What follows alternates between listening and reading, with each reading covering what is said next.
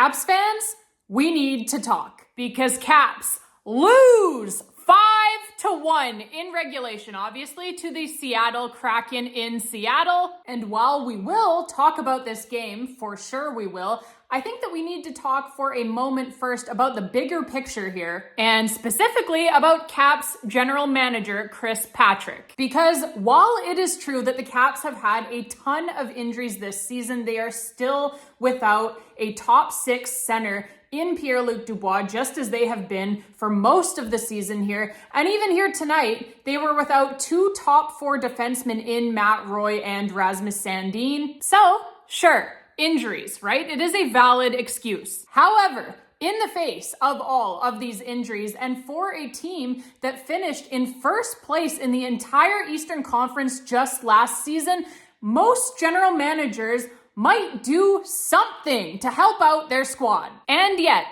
general manager Chris Patrick, asleep at the wheel here as this train careens off of a cliff, doing absolutely nothing to help his team that has clearly been circling the drain for months now. Zero urgency shown by the general manager to get this team to a playoff spot. He has done absolutely nothing to help this team get through Pierre-Luc Dubois' almost season-long absence, despite knowing that that was going to be the case very early on in this season, as Pierre-Luc Dubois obviously had surgery to correct that injury. You knew exactly how long he was going to be out for.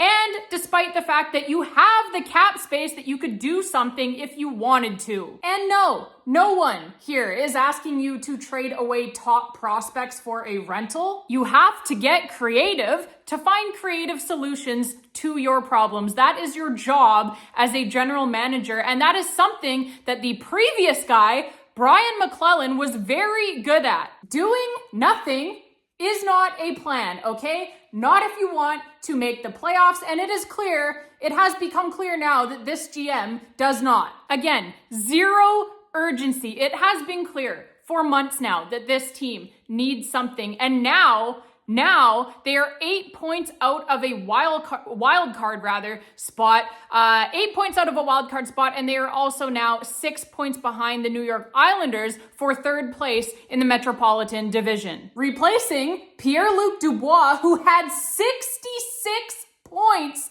last season, with Hendrix Lapierre, who scores a goal once every 2 years, is not a plan. Like, how is anyone in this organization shocked that this is how this is going? It is a top 6 shut down, plays every shift against the opponent's top lines, 66-point centerman, who you thought that you could get by replacing with a fucking elliptical in skates. Nearly 3/4 of this season now, we have watched Hendrix Lapierre out there doing pure cardio every single night in a Washington Capitals jersey while the team struggles to score goals. Look, we are going to get into this a whole lot more on the podcast because I do want to talk about the actual game a little bit here. But yeah, needless to say, less than impressed with Capitals general manager Chris Patrick. And again, no one is even asking you to make some massive,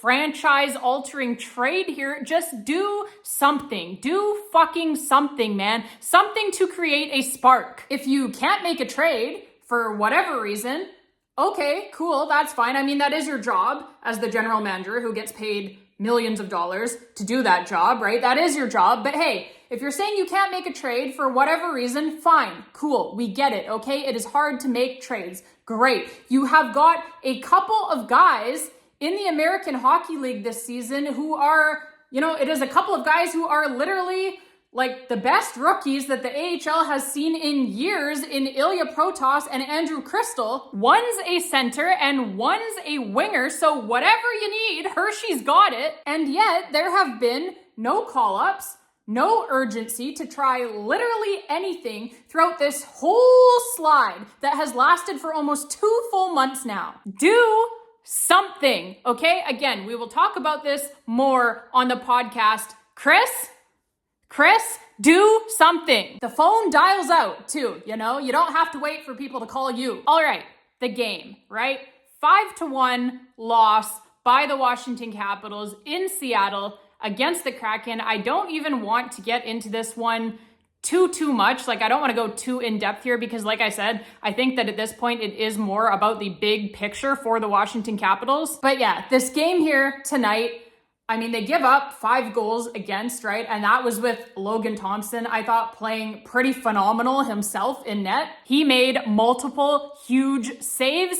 The Caps still managed to give up 5 goals. Offensively, there were multiple pipes hit by the Caps tonight. There were also multiple wide open nets missed by the Caps. I counted literally 3 of them. 3 wide open, yawning cages that the Caps just missed. You just are not going to win very many hockey games if on the grade A chances that you do generate, you are missing wide open nets. Alex Ovechkin was the first guy on the Caps tonight to actually hit an open net. Sick passing play between Alex Ovechkin, Ryan Leonard, and Jakob Chychrun there, and Ovi finishes it off. And he's got the Caps' only goal in this game because of it, because again, he is apparently the only guy who can hit a wide open net. 22nd goal of the season already for Alex Ovechkin, the 40-year-old captain of the Washington Capitals, who still leads this team in goals and in points. That says a lot about just how awesome Alex Ovechkin is. It also says a lot about just how little every other guy on this team has done this season. 919th goal of his National Hockey League career as well for Alex Ovechkin. Just dizzying numbers, absolutely dizzying, as always, as they always have been for the grade 8 Alexander Ovechkin. And that's it. That's all the goal scoring for the Caps. No one under the age of 40 scored a goal again. Do something, Chris. All right, babes, that is going to be it for this one, mercifully. My goodness. Yeah, what can we say, right? A 5-1 loss to the Kraken in Seattle. Falling further and further behind here in the standings are the Washington Capitals. And yeah, for their part, their next game will be against the Red Wings in Detroit. That comes to you on Thursday. And that game, that will finish up finally here this road trip from hell for the Washington Capitals before they come back home for their next one. So yeah, road trip from hell. We're finally finishing up with it here. I am really looking forward to the Olympic break. That is for sure. Just to hopefully get to watch, some hockey that is more fun for me, right? As a Canadian hockey fan, I'm expecting Team Canada to be good. I hope that that is the case. And yeah, just get to watch a good team winning games for once here this season.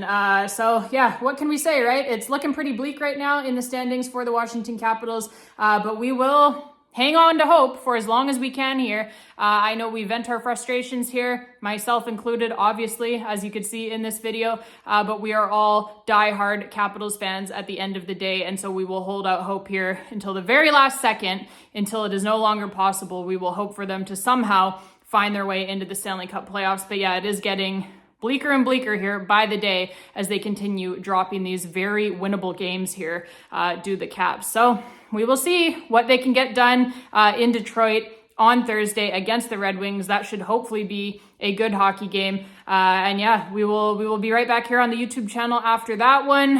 Thank you all so much for being here. As always, appreciate all of you guys so much. I'm having so much fun this season. Win, lose, whatever, it doesn't matter. The point is we are having fun here on this channel after every single Washington Capitals game. Like I said, win, lose, or draw. Not draw because they have overtime and shootouts, but you know what I mean. Every scenario that has faced the Caps this season, it has not mattered. We have been here on the YouTube channel having fun after the fact, right, with all of you guys. So appreciate all of you so much. Click on that like button if you don't mind. Share us with your friends, family members, coworkers, whoever it may be, any fellow Washington Capitals fan. Spread the word, let them know that we are doing these post-game reaction videos and the podcast as well.